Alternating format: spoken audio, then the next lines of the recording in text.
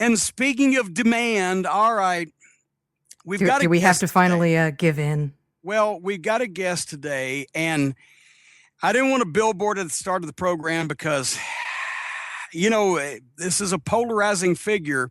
Star maker Bolin holds the record for most listens on the Jim Cornette Experience. And we've had Jim Ross, and we've had Lance Storm, and we've had the Honky Tonk Man. We've had giant major stars in professional wrestling here on the program. And some way or another, this fucking bastard holds the record for most listens in the history of the Jim Cornette Experience. Well, some people like to watch car wrecks. It just sort of is what it is. From German videos, I've seen some people like to have their balls nailed to a step stool. But he was just on the program a few weeks ago. That was, by the way, the one I'm talking about, the highest rated program in the history of the Cornette Experience. But also, Ma Bolin called me personally. And I've known Ma Bolin since 1976. And she's getting up there in years now. She's, 75, I believe, or so. And she called me, and because I had said I wasn't going to have Star Maker on the program anymore, but she called me and she begged me. And she said that Kenny has been in bad health over the past few weeks, and he wants to make amends, and he wants to apologize for some things that he's done. And he wants to be, and he has some kind of big surprise for me that I'm going to love, that's going to mean a lot to me. And we go back so far. So for Ma Bolin, I have relented, and I'm bringing Star Maker back on the program because apparently not only does he want to make amends for some things and some of the things that he's said and done to insult and offend people, not only the cult of Cornette, but people all over the world, but also apparently there's been some health issues. And maybe he's turning over a new leaf, and we're not getting any younger. And like I said, with Bobby Eaton and myself, and Animal, and we're all in our 50s or older, and so I'm trying to justify this to you folks. I'm sorry, but so we're offering the audience a penitent Bolin. Yes, we're going to get Star Maker Bolin on the line here in a second, and apparently he has some amends he wants to make, and there's been some health issues over the last week or two while I've been out of town I'm not aware of, and Ma Bolin begged me, and so we're going to put him on the air. If Alice, if you can do that thing you do so well, let's get Star Maker Bolin here on the program and see what he's got to say. Only because you asked so nicely. All right, ladies and gentlemen, right now, the person who unfortunately holds the record for the most listens ever for a Jim Cornette Experience. I don't know why. It says something about the American population at large, but here he is, ladies and gentlemen, back on the phone at Ma Bolin's request. Kenny Star Maker Bolin, are you there? I'm here. I'm on my brand new $699 cell phone. I'm Skyping into you. I'm not even home today. I'm just out and about, just having a good old time. How are you today? Well, wait a minute. You having a good old time? Ma Bolin told me that since I've been in New Jersey for the past week and been incommunicado, that you've been having some health problems. You were going to the doctor. You might have been hospitalized, and that you had basically, she has told me that you basically wanted to come on the program and to make amends for some of the people that you've offended and some of the people that you've pissed off with the points of view that you have. And now what's going on with your health? No, she's not exactly lying. We did have some concerns there for the better part of a week or so. I tried to reach out to you personally, but you were gone. You were on the road. You couldn't be reached or refused to be reached as normal. So I couldn't get a hold of you. I knew you wouldn't take my call. So I did on my way to the doctor and thinking I was going to the hospital. I asked Ma Bolin to reach out to you that, I wasn't feeling real good about this. And I have to admit, man, I was feeling down and out. And I almost didn't have the will to carry on, Jimmy. It just wasn't feeling that good. But I went to the doctor and after some serious analyzations and some blood work and so some detailed things done back in his private offices, it turned out, all I had was a little constipation and a little backed up gas. Turns out I'm fine. He said I might live to be another 25, 30 years older than I am now. So, no, I'm fine. I'm fine. You're telling me that you had Ma Bolin, who of all the members of the Bolin family is the only one that I actually care about.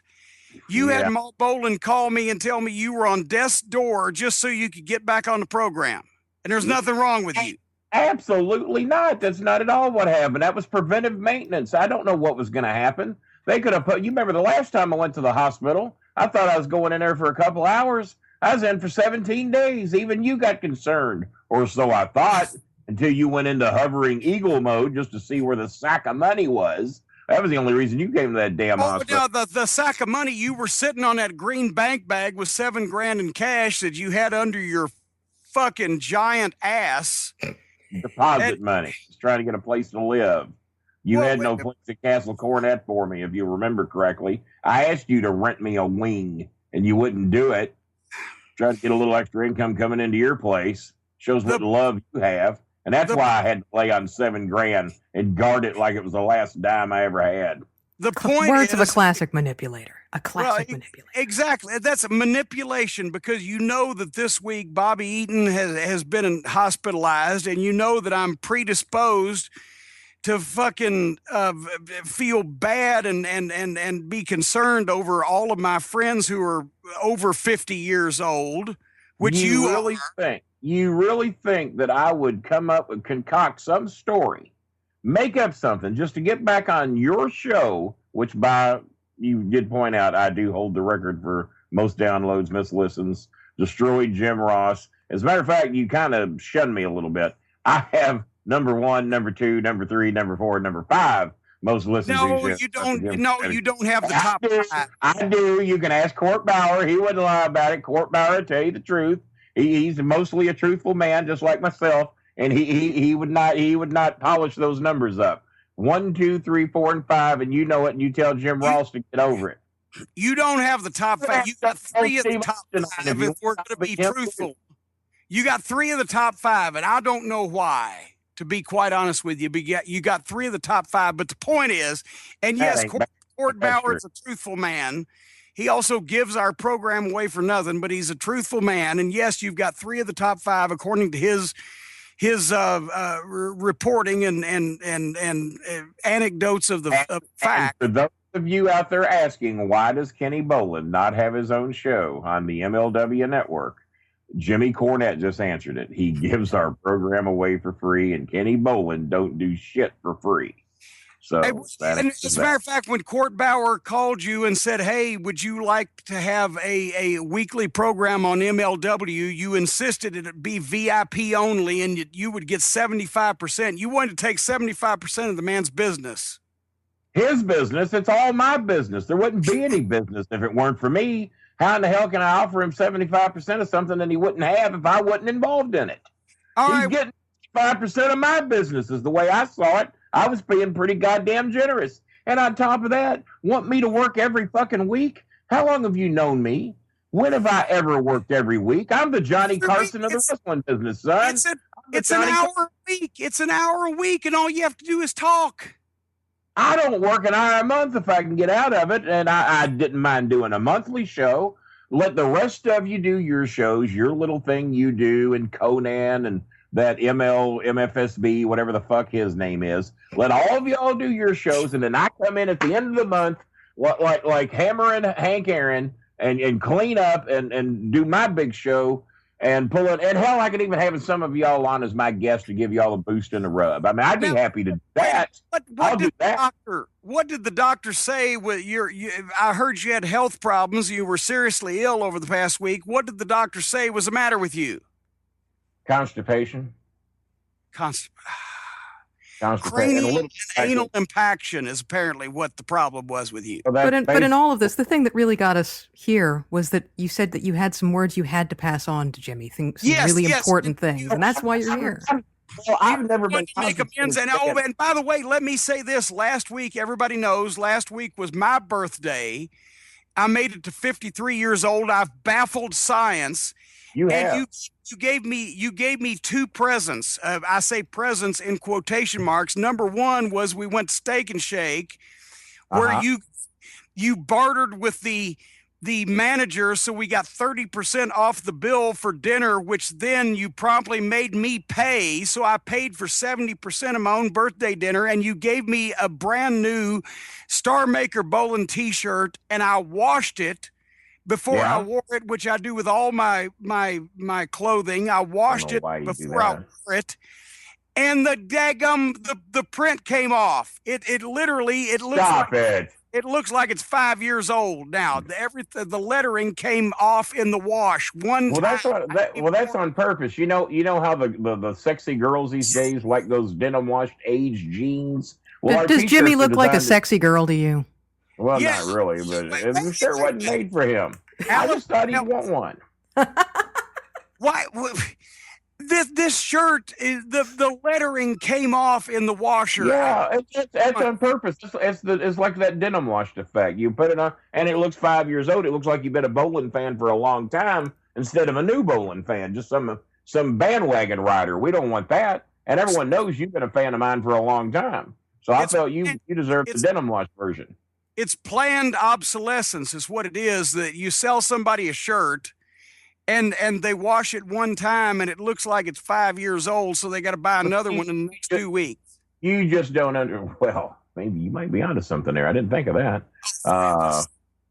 But no, everything, like I said, everything's going fine over here. The health, a little, and I've never been constipated a day in my life, Jimmy. And basically, all I had to do was take a big shit, and I was as good as new. And I'm feeling better now than I've felt in 15 years. I didn't realize that was a problem. Ma Bolin told me you wanted to make amends for some of the people you've offended here on the program. She said that?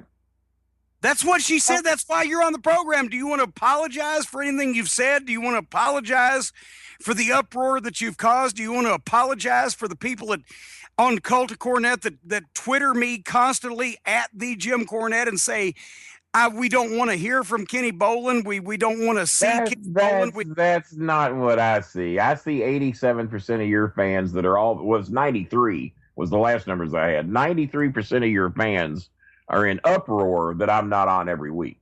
Where do you get these numbers?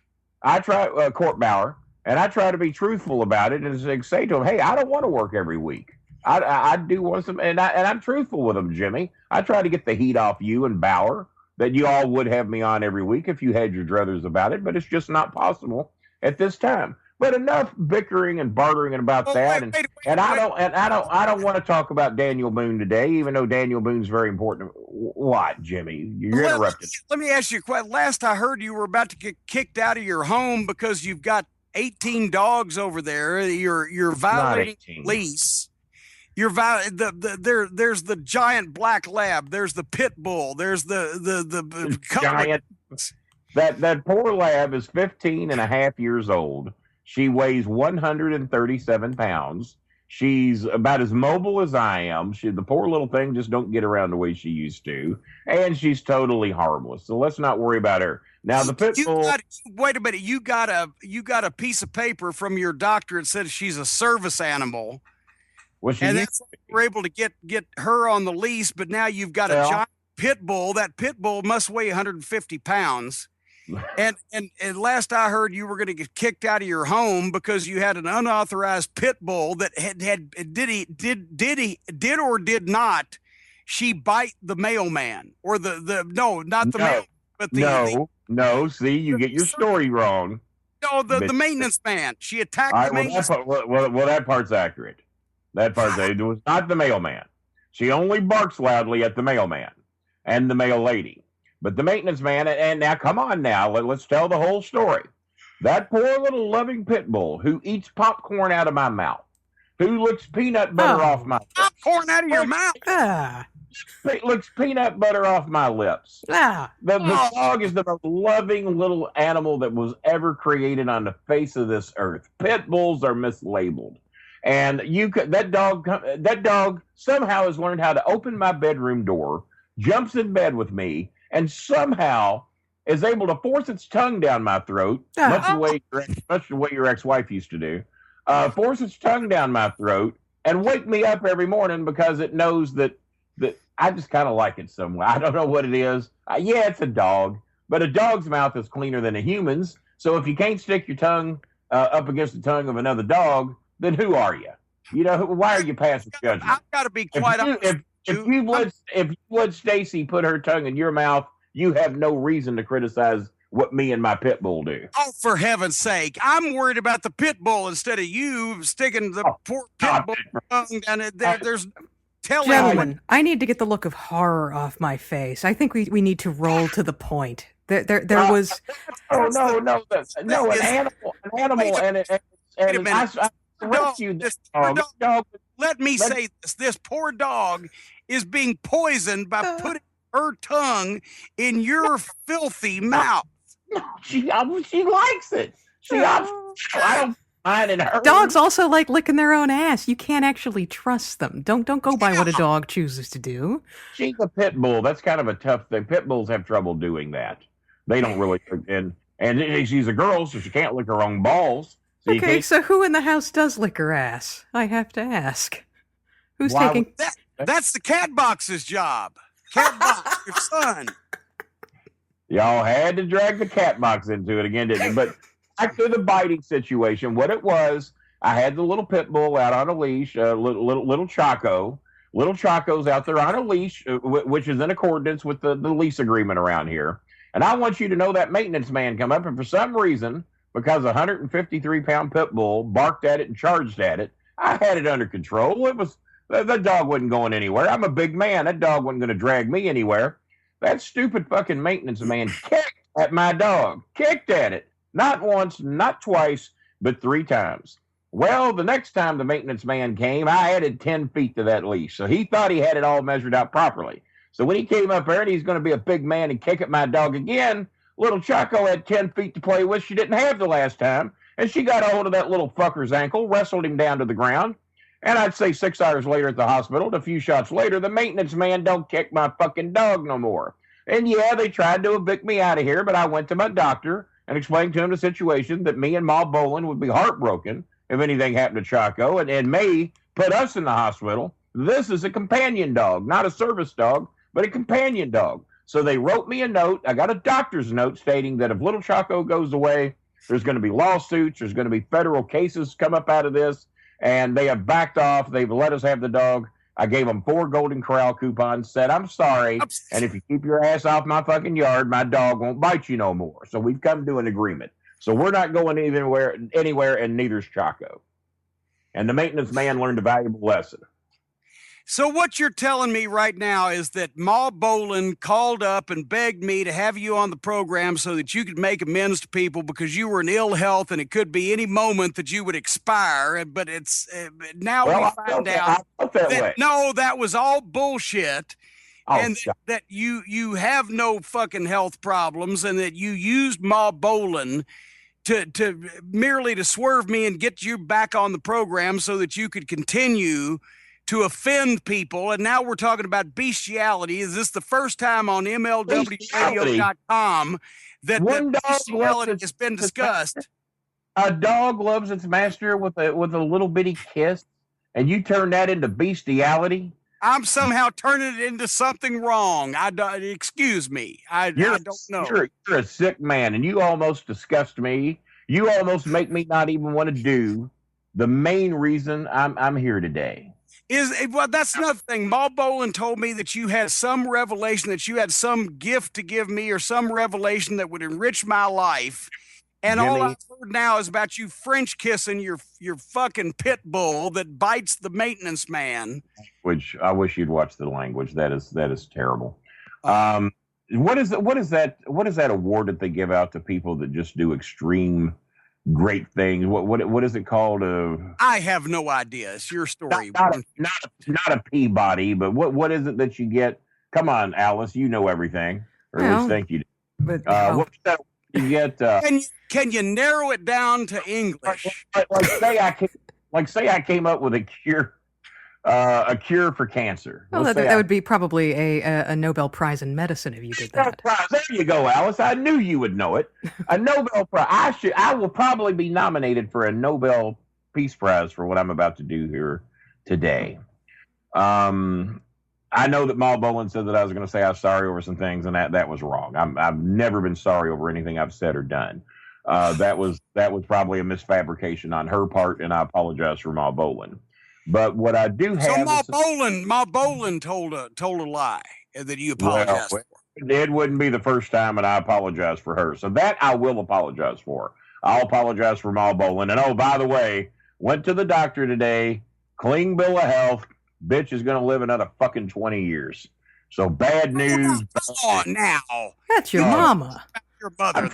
I'm trying to get her to move out of here. She said she's coming in here for about 10 to 12 weeks. How long's it been? God damn, she moved in January the 12th, 3:38 on a Friday afternoon. How many years growing up did she put up with your shit? I started working at the age of 16, Alice Ratley. How dare you? So 16 years at least. It's Radley, not Ratley. And for another thing, Ma Bolin, I can't believe that you would speak that way about. She's 75 years old. Yeah, I've seen she's on the verge of fucking death at any point. She looks like fucking death warmed over to begin with. Well, that's accurate. And you take joy in this? Well, you said it best. She looks like death warmed over and could drop any minute, but she's gonna live, according to her doctor, another 25 fucking years. I don't know that I'm gonna live another 25 fucking minutes. That's why I was on the show today. I could go any minute. I didn't go today, so I'm just hoping. Can I hold the door for you so you go sooner? You're a hurtful man. You almost make me not even want to do what I want to do today, but I'm going to do it. What do you want to do today? Get to the point, man. I want to be nominated for my Nobel Peace Prize. As you know, as you remember, one of the reasons the show was so highly rated the last time that I was on and overtook Jim Ross and all the other jackasses you've had on here, we talked about your son. We talked about little Jimmy. No, that's in Alexandria, Louisiana. We talked about him, and you got all hot. You denied it on Twitter. You denied it. You had Stacy deny it on Facebook. I do not have a son from Louisiana. I do not. I heard you had to deny it at many of the conventions that you were at recently. I had insiders telling me that most of your time at your convention was denying that you had a son. Nobody has come up to me and said that they believe for 1 second the line of hoo-ha and bullshit and who shot John that you fucking laid out last time you were on the program, that I had some type of son from Betty LeBeau in Alexandria, Louisiana from 1984. I knew you would remember her name, and Betty LeBeau ain't what you called her, and you know it. But I've got a huge, huge fucking surprise for you today. I have little Jimmy LeBeau standing by, ready to speak to his father for the first time. You have fabricated this whole thing, and there is no little Jimmy LeBeau, and you have not got him standing by because there's no such person. On a reasonable doubt, and with mathematics and simple couple blood tests here and there, we're going to prove beyond a reasonable doubt that not only is he your son, he is your only son. And you have denied him for the better part of 29 years. I have. And then today, can we get Jimmy on? Can we get little Jimmy on? No, we can't get. No, now this is ridiculous. Wait a minute, Jim. Maybe this is a way to put paid to all of this. We just get the boy on the line and clear it up once and for all. Starting this, all right. Well, what have you? Shall I? And ladies and gentlemen, here we go. Without further ado, for the first time ever in public, for not only the world, but for Jimmy Cornette. Jimmy, here is your son, little Jimmy LeBeau. Daddy, is that you? Oh, for heaven's sake. No, this is not Daddy. Bolin, who have you got on the phone here? Who is this? It's your son. It's little Jimmy. Jimmy, speak for the goddamn Jimmy. Look at the Skype picture. I've got him Skyped in here from his home. Look at it. Look at the little bug-eyed bastard. He looks dead like you. You can't deny him. Go tell him what's on your mind, Jimmy. Tell him what you've been wanting to tell him. I've got you two together. This is a Nobel Peace Prize waiting to happen. Tell your daddy what you think about him, Jimmy. I've been waiting for 30 years to meet your father.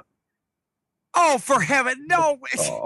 What has Bolin been telling you? I don't know who you are, but I'm sorry that you've been drug into this. This is ridiculous. I'm not your father. Mama told me to come find you after she passed away.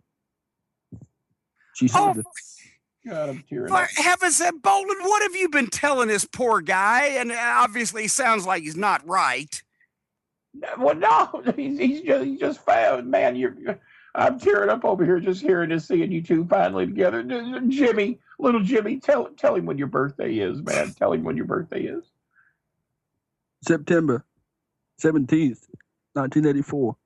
You see, Jimmy, you were there. You were in Alexandria, Louisiana. He's born on your birthday, just like me and my son. Do you feel the bond?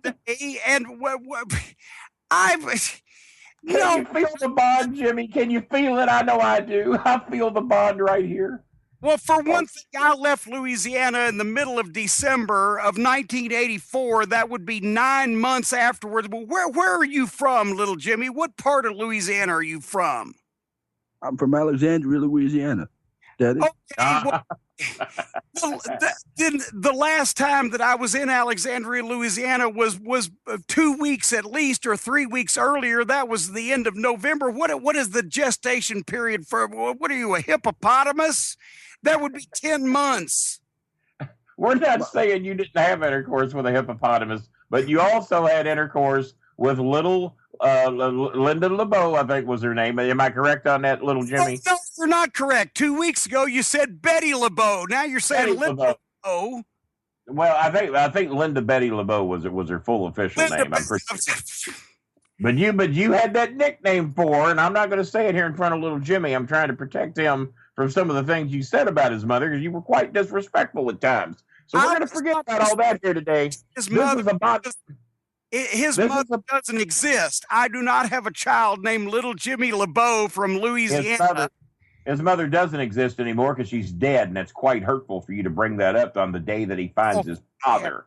Oh, I'm not trying to speak ill of the dead. I'm sorry. Whatever your name is, I apologize for whatever Kenny Bolin has told you. Jimmy, there is proof. Go ahead. Named after my daddy. That's what my mama said. Oh, for what proof do you have, sir, that your mother ever knew me or ever had any dealings with me whatsoever? She said you gave her a blue dress with a white stains on the front of it. Well, see, right there, I can tell you I never gave any woman a dress. And what are you talking? What stains on the front? What are you talking about? I never about white gravy stains. She said that's the day you really gave it to her. She said she prepared breakfast and you gave it to her. Oh, for heaven's sake!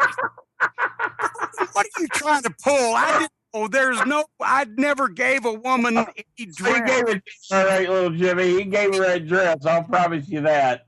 Oh my gosh. Oh God. Jimmy, is the shame starting to set in? He's got the dress, for crying out loud, that he was probably conceived in.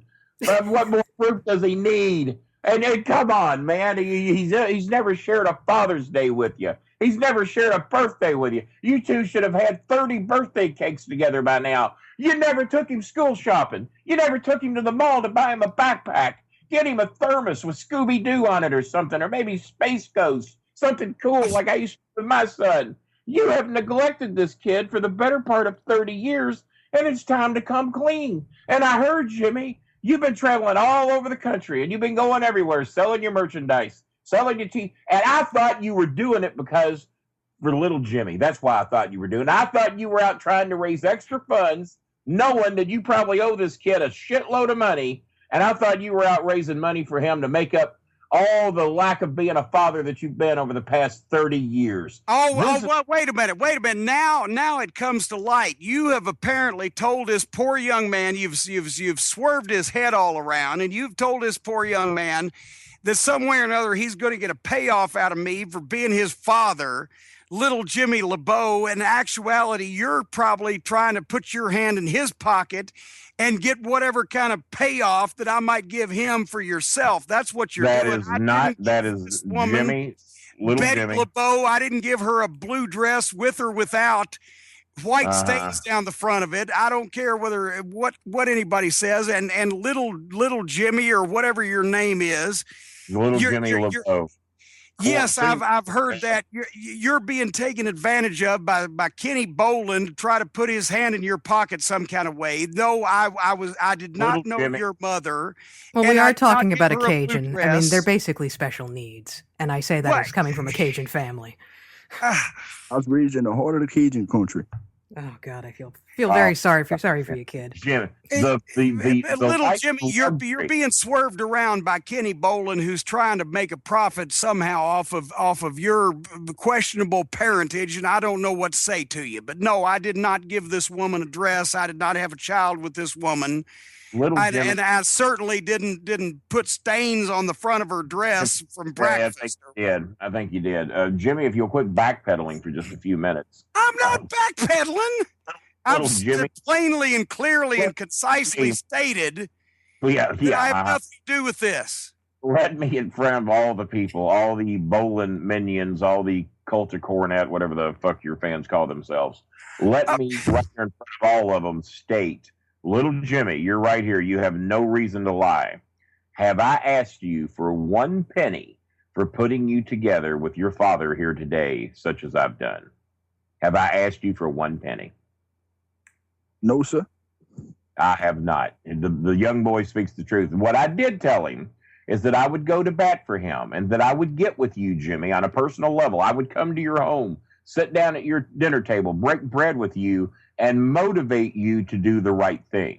In which, in turn, I think maybe I might be entitled to maybe 20 or 30% of a negotiation. Oh, so now 20 or 30%. Now it comes out. I didn't ask for a specific amount. I have no idea. You might only want to give the kid $1,000 or something and think that your fatherly dues are done. We think otherwise. He's gone 30 years without a dad. One of the most famous dads on the planet Earth, the manager of the Midnight Express. And all that poor kid has had to remember you by is a stained blue dress hanging in his mother's bedroom closet.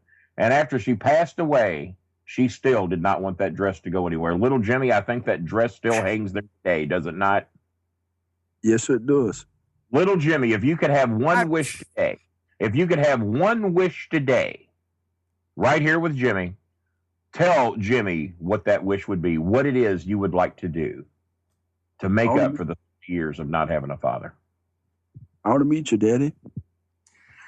Oh, for heaven's sake. This has gone on long enough. Bolin, you've obviously conned this guy and swerved this guy's head around to where he doesn't know because he doesn't know who his father is. Hands, I beg you. Use your inner lie detector. You've heard me speak. You've heard Jimmy backpedal. You've heard little Jimmy speak. I haven't backpedaled anything. Can't see his picture on Skype, but little Jimmy LeBeau, I'm going to work with him. We're going to get him his own Facebook page or his own Twitter page or something. Jimmy's a big deal on Twitter. Maybe we'll get you on Twitter.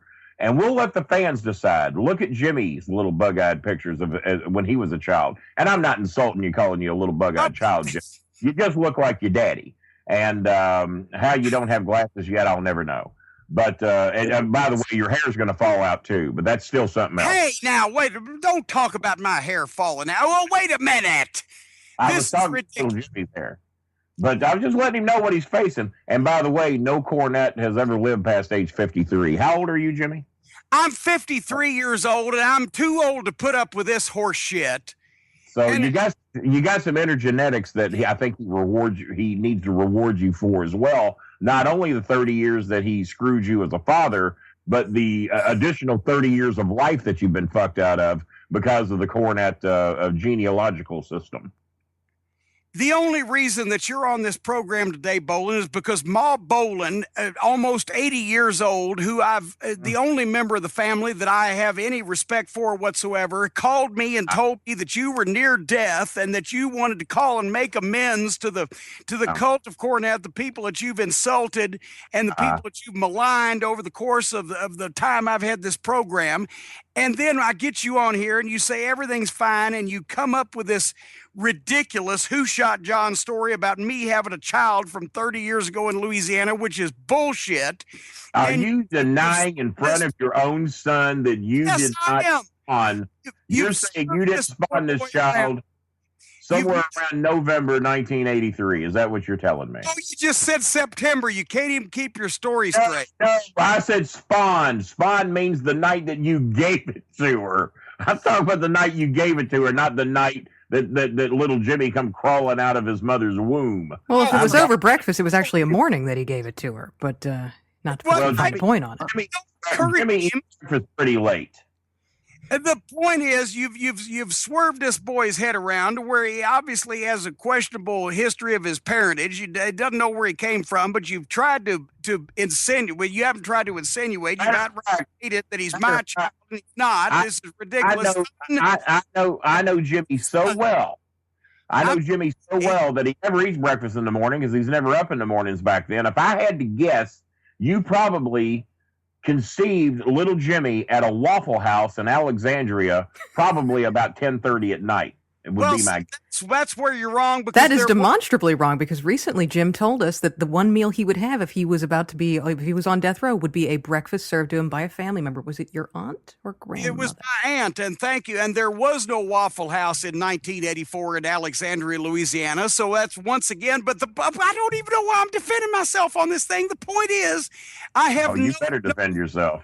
I've had no sexual congress whatsoever with this young man's mother, Betty LeBeau. So you're saying Betty's dying words, her dying words on her deathbed was find your father, Jimmy Cornette, pointed to the dress as proof, and you're calling a dying woman's word, you're calling her a liar. That's what you're saying. I don't even know if in front of the kid really existed. I think that this is all part of your bullshit scenario, Kenny Bolin, try to make me look bad. I'm not trying to, no, young man, I'm not trying to hurt your feelings. You have hurt him badly. This was supposed to be a day of joy. This was supposed to be a day of happiness. I promised him that I would get him a plane ticket and we would meet you probably at Steak and Shake because he's never eaten a Steak and Shake before. He wanted to know all your favorite places. I said, well, little Jimmy, what's your favorite place? He says, I love Sprite. I said, well, isn't that fantastic? Your daddy loves Sprite. What do you like to eat? I love Wendy's hamburgers. Really? What's your favorite? I love the triple. I said, how many do you eat? He says, sometimes 2 or 3. I said, well, I don't even know if your daddy eats 3, but I bet he has. But he loves all the things you love. You've never had 3, Jimmy? That's beside the point. That's just making a pig out of yourself when you eat 3, to be honest with you. Well, and who would know better about making a pig out of themselves than you? But the point is, I have no knowledge of this man's father or mother. I don't even know what I'm saying. I have no knowledge of this young man. Did you and my daddy? Mama told him you were his daddy. Young man, you have obviously been led astray by Kenny Bolin's manipulations, and this has gone too far. I don't know how I'm getting blamed for what his mother told him. How the fuck are you blaming me for that? You really going off the deep end. Go ahead, She Jimmy. told me to come find Kenny Bolin. Me and Jimmy were dear pals back then, and I helped Jimmy move to Alexandria. And I think I met your mother once or twice. Now that I think about it, she was normally on her knees, but that's still a whole nother story. She would now you're insulting this poor young man's mother if he even indeed has one. Well, I guess he has one because he's a mother, but. Well, he had one till she died. Or he's a son of a mother. I don't even know Alice, get me out of this. Right now, Jimmy is the bastard son of Jimmy Cornette, and we want to fix that. I do believe it's time to say goodbye. Yeah, we've run out of time on the program, and little Jimmy, I'm sorry that Kenny Bolin has told you this tale of sorrow and woe that would bring a tear to a glass eye. But the point is, we are done.